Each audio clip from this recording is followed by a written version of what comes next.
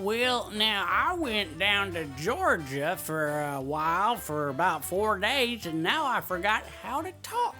Because sometimes when I go back home, I just start talking like I used to talk, which was kind of like this.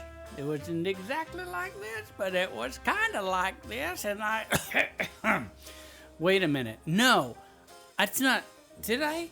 I mean, I did go to Georgia. I was there for 3 days, 2 days.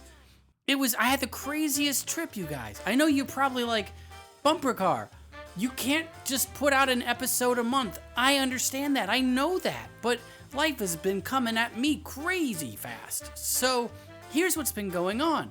Step one, I had to fly to Georgia to help my best friend out. We had to clean his parents' house out.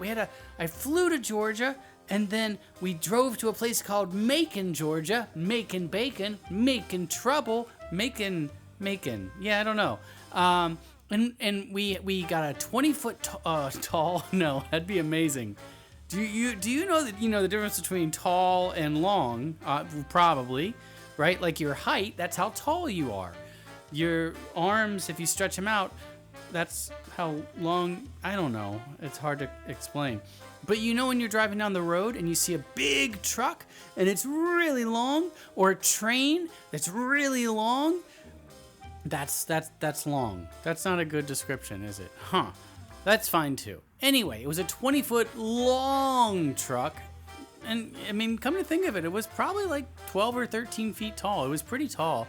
And we emptied out the entire house, and we were straightening and cleaning and going room by room and getting rid of stuff because his mom moved to where he lives, and so they were getting rid of the house, and there were emotions. I had emotions. There was a lot of nostalgia. We drove around. I've known this friend since we were 4 years old. I used to say 3 years old, but he contends that it was 4 or 5 years old, and so now I'm like, what? Oh, so I did give a little bit of ground on the 3, so now I'll say 4. I'm fine with that. We met when we were in swim lessons, and this is how the swim lessons used to go, so just get ready, kids. They put us at the deep end of the pool, and our swim instructor was this woman, and I can't remember her name, but she walked up behind us in the deep end of the pool, a 4-year-old, several of us, and put her hand on our backs and pushed, sploosh, down into the water. That's how we learned to swim. And then she had this thing that she would kind of reach out into the pool and pull us back, and and that's a scary way to learn how to swim, I'm just gonna tell you. And so it was through that trauma, through that trial by fiery water, that we bonded and we became pals. And so this house, I spent more time in this house growing up than in any other house. And so there were a lot of emotions involved with that. Just, walking room to room. And they have a separate little room. It's a bonus room is what they call it. Ooh, look at this. Your house has a bonus room. And it's above the garage. And it was never finished. It was kind of like a big storage area. And it has this smell. And it's not a bad smell. It's just like when I opened the door to look in and see how much stuff was in there, I was hit by this smell. Now, smell is cool for memory. Like you can walk into some place and you can smell something and your mind will just get flooded with all these memories where you're like, I remember, this place. And you can just close your eyes and you just know where you are. And it's just so cool. And so that's how it was. And we were down there and we're packing stuff. We get the truck. We're going to all these places like to eat, like, remember this place? Let's go get food there or whatever. And one of the places I went by myself, I had a big food day, which I do not recommend because my tummy still hurts, where we had barbecue. And we had something called Brunswick stew, which is made in Brunswick, Georgia. And it's this stewy thing that you get at barbecue places. And it's, oh God. And after that, I went and I got curly fries, seasoned curly fries from this place that I really like. And then after that, I went to another place, a fried chicken place, and I didn't get fried chicken, but I did get a honey buttered biscuit. Oh, it was so good. And an order of fried okra, which is a magical thing. And really one of the only ways I'll eat okra, because have you ever had okra? It can be a little creepy, if I'm going to be completely honest. I do like pickled okra, but only on very rare occasions. Stewed okra, no thank you. Too slimy, too creepy. You keep that over there. Fried okra? Every day, my friend. But I'm standing there, and well, first when I walk into the fried chicken place, you know how sometimes when you go to stores, people will say something like, "How are you? Welcome to my store. Hello, customer. Hello, friend." Whatever it is. All she said, and she just yelled at, she said, "What are you having?" And I was like, that's a lot of pressure. Like I didn't get to acclimate. I didn't get to get my feet wet.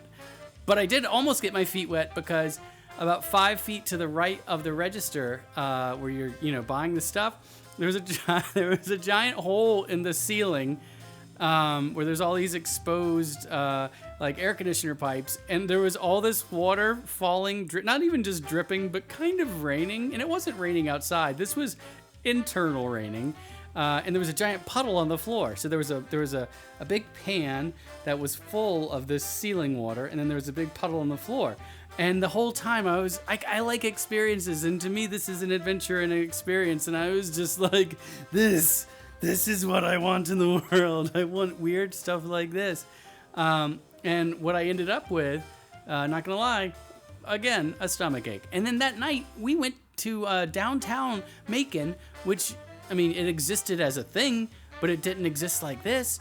And we saw a friend, and we had dinner outside, and there were lights, and it was gorgeous, and it was the best thing ever.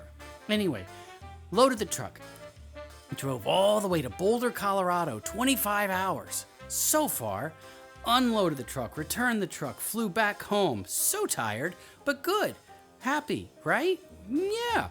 And then on top of that, my little puppy dog, Banjo, who's a pointer, he had to go get a little medical procedure done because he's at that certain puppy dog age. And so he's running around the house with a cone, and he's already a pretty clumsy dog, right? He runs into stuff. But now he's got this cone on his head, and he hits me right in the back of the calf. That's like the bottom back of your leg, and it hurts so bad. And he's not aggressive about it, but he's very insistent. Like, hey, I'm gonna hit you. I'm gonna hit you hard. I'm gonna continually hit you. Hey, guess what? I'm still hitting you. And it hurts a lot. But that's okay because he just loves that much, right? And that's a sweet thing. What else is going on? Well, our trampoline broke, so that's no good because the kids go on it every single day, and our neighbor kids go on it too. Dun, dun, dun. How did it break? Well, trampolines have these cool poles that go around that have a net. Somehow they broke one of the poles. That's broken. Cool. Can we fix that? I don't know. Oh, but wait, hey, look. We also somehow managed to put a rip in the actual trampoline. Okay, trampoline is gone then. No more trampoline, so I have to figure that out. And then we're gonna have a yard sale in a couple weeks. And then I'm doing all this fun stuff for the school. I got to do a virtual, it was like an hour-long draw-along with my kids' school. It was like first graders, second graders, third graders. We drew something for the art teacher, and it was really fun, and it was a great time, and I want to do that more often. Speaking of more often, I want to thank Jessica Sager. She is our first Patreonee, person who Patreons. I don't know how it works, but it's fun. I didn't say her name last time because I wasn't sure if I was allowed to, but then I saw she's at the level I'm supposed to talk about her up and down. So Jessica Sager, you're the best. Everybody go to patreon.com/nattybumpercar. If you want, I'd love it. I mean, I love you regardless, but I would super love that. It'd be cool. And then this episode is called Toe. Why? Because I broke my toe today. My little toe, my pinky toe on my right foot. Is that nice? No. How did I do that? I stood up and I walked directly into a very heavy cabinet. And I was on the ground. I yelped, I fell on the ground, and I was just like rolling around like meow, meow, meow, meow. And then, you know what happened, of course? No, Rufus T. Rufus didn't show up. Neither did Pig. But Banjo, my dog, he came over with his cone and he tried to love me to death.